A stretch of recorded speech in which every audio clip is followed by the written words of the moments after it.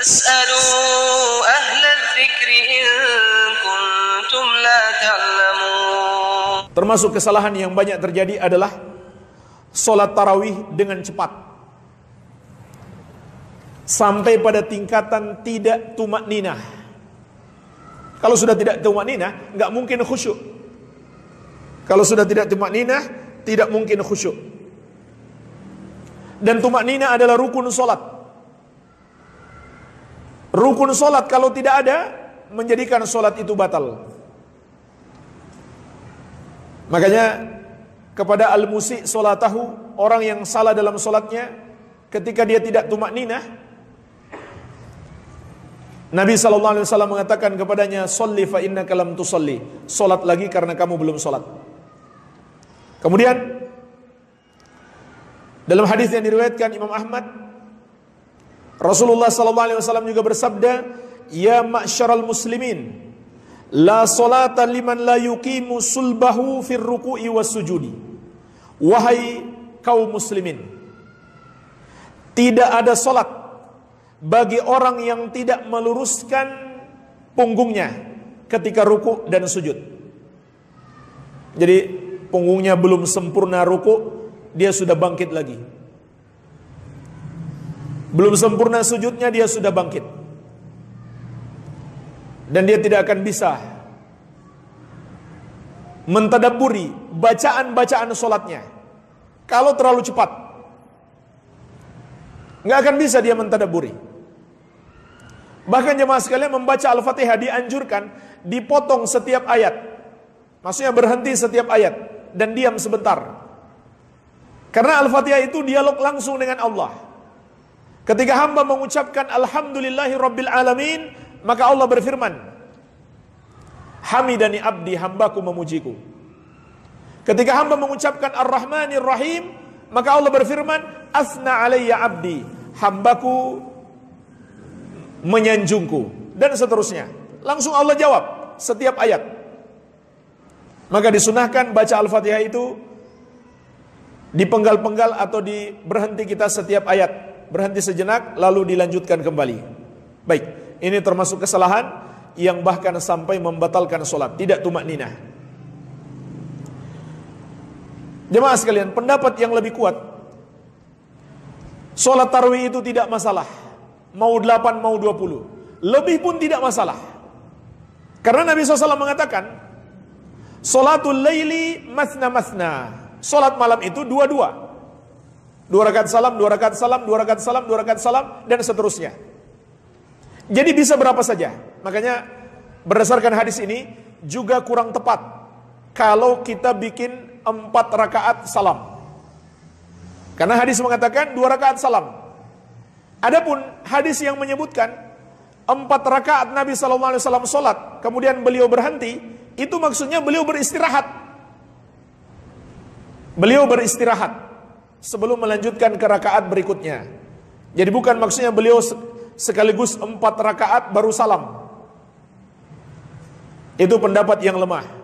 Pendapat yang kuat adalah 2 rakaat salam, 2 rakaat salam. Hadis ini mengatakan 2 rakaat salam, 2 rakaat salam. Tidak ada batasan. Maka pendapat yang lebih kuat, sholat tarawih itu tidak ada batasan. Tapi seandainya kita ikut Nabi SAW, kebanyakan sholat beliau 11 rakaat, maka itu bagus. Tapi usahakan juga kita ikuti panjangnya. Jangan hanya ikut jumlahnya, tapi nggak ikut panjangnya. Makanya sebagian ulama mengatakan, kalau kita mau pendek-pendek saja, lebih bagus 20. Jadi lebih panjang sholat kita. Iya. Nah jemaah sekalian, yang ingin saya ingatkan, jangan sampai mau sholat banyak, lalu kemudian buru-buru. Itu dia masalahnya. Pinginnya 20 rakaat supaya banyak, tapi kemudian pembalap pun kalah. Sholatnya cepat sekali. Itu yang jadi masalah. Lebih baik 11, tapi pelan, daripada kita pingin banyak, lalu kemudian tidak tumakninah, tidak khusyuk, tidak mentadabburi bacaan-bacaan yang kita baca dalam sholat. Iya. Kemudian yang ke-13, membaca zikir-zikir dan doa-doa yang dibuat-buat sendiri, yaitu di antara 2 rakaat sholat tarawih, dan dilakukan secara terus-menerus.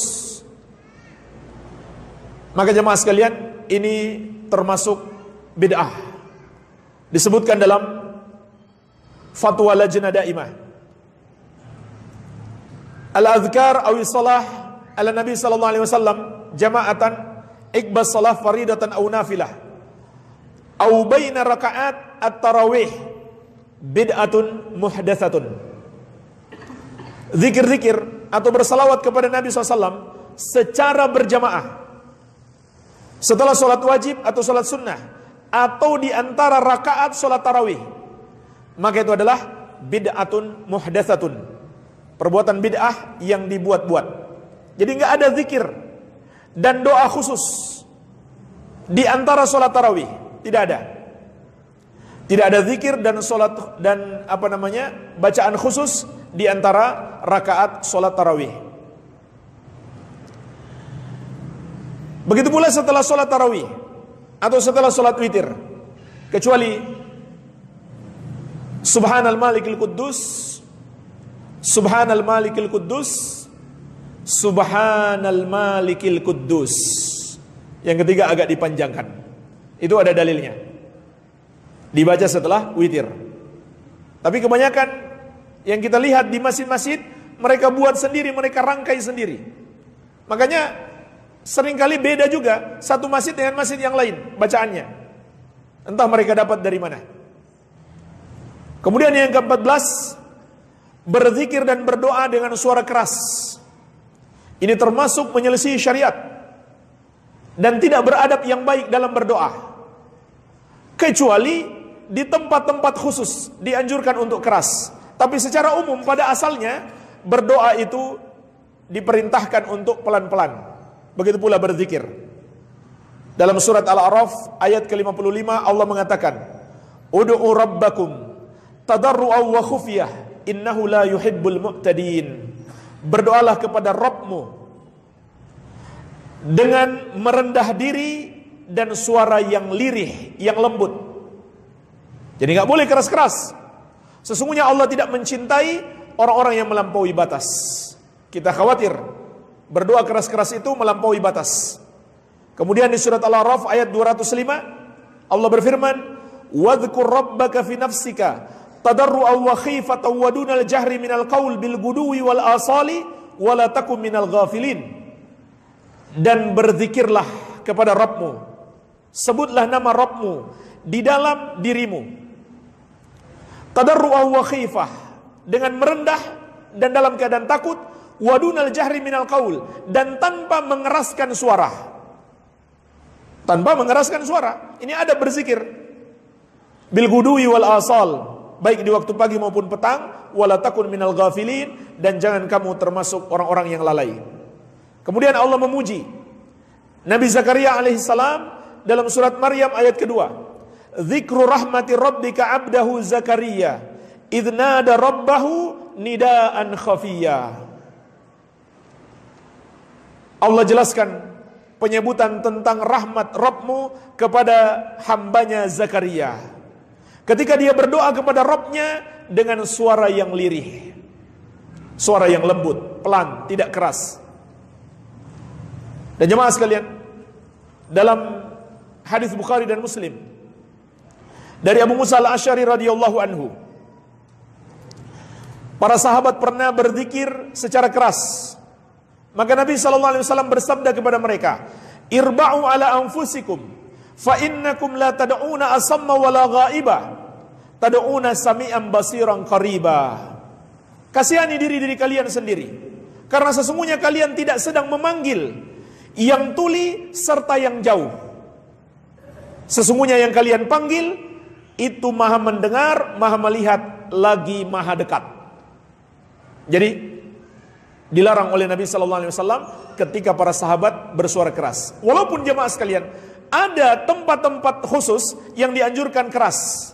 Contohnya apa? Takbir Idul Fitri dan Idul Adha dianjurkan keras. Tapi keras di sini bukan berarti berteriak-teriak. Begitu pula talbiyah dianjurkan juga bersuara keras bagi laki-laki. Takbir Idul Fitri dan Idul Adha dan talbiyah hanya dianjurkan bersuara keras bagi kaum laki-laki saja. Iya. Kemudian yang ke-15, zikir dan doa berjamaah. Tadi kita sebutkan fatwa Lajnah Daimah, al-adhkar awis salatu ala nabi sallallahu alaihi wasallam jama'atan. Berzikir atau bersalawat kepada Nabi sallallahu alaihi wasallam secara berjamaah. Iqbas salatil mafruḍah atau iqbas salati faridatan atau nafilatan. Setelah salat, baik salat wajib atau salat sunnah. Au baina rakaati tarawih, atau di antara rakaat tarawih, bid'atun muhdatsah. Termasuk bid'ah yang diada-adakan. Syekh Ibnu Utsaimin rahimahullahu taala berkata, ada'u hadza dzikri jama'atan bid'atun. Berzikir dengan cara berjamaah adalah bid'ah. Maksudnya dengan cara seperti membuat sebuah kor, atau ada yang pimpin lalu diikuti oleh jamaah. Li'anna Rasul alaihi salatu wassalam wa ashabuhu lam yakunu yaf'aluna dzalik. Karena Rasulullah sallallahu alaihi wasallam dan para sahabat tidak pernah melakukan zikir seperti itu. Tidak pernah berzikir seperti itu. Berzikir berjamaah. Nabi SAW memimpin zikir lalu diikuti oleh para sahabat. Tidak pernah. Tidak habis sholat 5 waktu, tidak habis sholat sunnah, tidak habis sholat tarawih atau di antara sholat tarawih. Bal kullun yadhkuru ala nafsih. Akan tetapi setiap mereka berzikir sendiri, yaitu Nabi SAW dan para sahabat. Lakinnahum yajharun. Namun mereka juga mengeraskan zikir di tempat-tempat yang dianjurkan dikeraskan, seperti talbiyah dan takbir Idul Fitri maupun Idul Adha. Jemaah sekalian, adapun doa berjamaah. Doa berjamaah. Satu berdoa lalu diaminkan oleh banyak orang. Maka kata Syekh Ibnu Utsaimin rahimahullah, ini boleh, namun jangan dijadikan kebiasaan. Jangan dijadikan kebiasaan. Kalau kadang-kadang saja boleh. Kalau kadang-kadang saja boleh. Tapi kalau dirutinkan setiap habis sholat, setiap habis acara, dilakukan doa bersama, ini tidak ada contoh dari Rasulullah SAW dan para sahabat radhiyallahu anhum ajmain. Baik. Kemudian yang ke-16, termasuk kesalahan meninggalkan imam sebelum imam selesai. Misalkan imam sholat tarawih 20 sampai witir 23, baru 8 kita sudah tinggal. Ini salah. Ini tidak tepat. Atau imam sholatnya 13 bersama witir, kita hanya 8 lalu kita tinggal dengan alasan mau witir di akhir malam. Ini salah. Kenapa salah? Karena dalam hadis At-Tirmidzi dari Abu Dzar, dari sahabat yang mulia Abu Dzar Al-Ghifari radhiyallahu anhu, Nabi sallallahu alaihi wasallam bersabda, "Innahu man qama ma'al imam hatta yansarifa, kutiba lahu qiyamul lailatin." Sesungguhnya barang siapa yang salat bersama imam sampai imam selesai, maka dituliskan untuknya salat semalam penuh. Dituliskan untuknya salat semalam penuh. Jadi jemaah sekalian, rugi sekali kita. Kalau kita tinggalkan imam sebelum imam selesai, kita tidak dapat pahala solat semalam penuh. Subhanallah, kita cuma solat mungkin setengah jam, tapi pahalanya seperti solat sepanjang malam, dengan syarat kita tidak pergi sebelum imam selesai. Bagaimana kalau diganti imamnya? Tetap kita nggak akan dapat pahala sampai kita teruskan bersama imam pengganti. Kenapa? Karena imam pengganti pada hakikatnya adalah wakil daripada imam sebelumnya. Jadi tetap harus kita ikuti supaya kita dapat pahala solat sepanjang malam. Maka apabila imam witir, kita pun ikut witir. Pertanyaannya, bagaimana kalau kita masih pingin solat malam? Kalau kita bangun di waktu malam, kita masih pingin solat malam, padahal kita sudah solat witir, maka boleh, tidak masalah. Karena solat malam itu tidak ada batasannya. Yang dilarang itu adalah witir 2 kali. Jadi kalau kita sudah witir, jangan sholat witir lagi. Kita mau sholat malam, 2 rakaat salam, tanpa sholat witir lagi, tidak masalah. Karena Nabi SAW mengatakan, la witrani fil lail, tidak boleh ada 2 witir dalam satu malam. Lalu bagaimana dengan hadis? Ij'alu min akhir salatikum fil lail witran. Jadikan sholat kalian terakhir adalah witir. Maka jemaah sekalian, ini perintah tapi tidak wajib, hukumnya sunnah. Jadi tidak mengapa kalau kita witir bersama imam dan nanti kita sholat malam lagi, walaupun akhir sholat kita di waktu malam bukan witir, maka tidak mengapa karena dia tidak wajib. Baik. Kemudian yang ke-17, membiarkan anak-anak bermain saat sholat dan berisik di masjid. Ini sangat disayangkan. Anak-anak tidak dikasih pendidikan. Betul mereka tidak berdosa karena mereka belum balik. Yang berdosa orang tuanya yang tidak memberikan pendidikan kepada anak-anak. Dan faktanya jemaah sekalian, banyak anak walaupun dia masih kecil, tapi orang tuanya berikan pemahaman masjid itu tempat ibadah, masjid itu harus dimuliakan. Maka ketika dia ke masjid, dia betul-betul jadi anak manis, tidak berisik, sholatnya pun serius. Saya saksikan banyak anak-anak seperti itu, karena di rumahnya orang tuanya mendidik walaupun dia masih kecil, tetapi sangat disayangkan orang tuanya tidak memberikan pemahaman. Kemudian berisik di masjid nggak dilarang lagi, dibiarkan saja. Lagi kajian, ceramah, taklim, anak-anak berisik, ribut. Bahkan lagi sholat, mereka sholat sambil bermain-main, ketawa-ketawa. Mereka tidak berdosa, yang berdosa orang tuanya.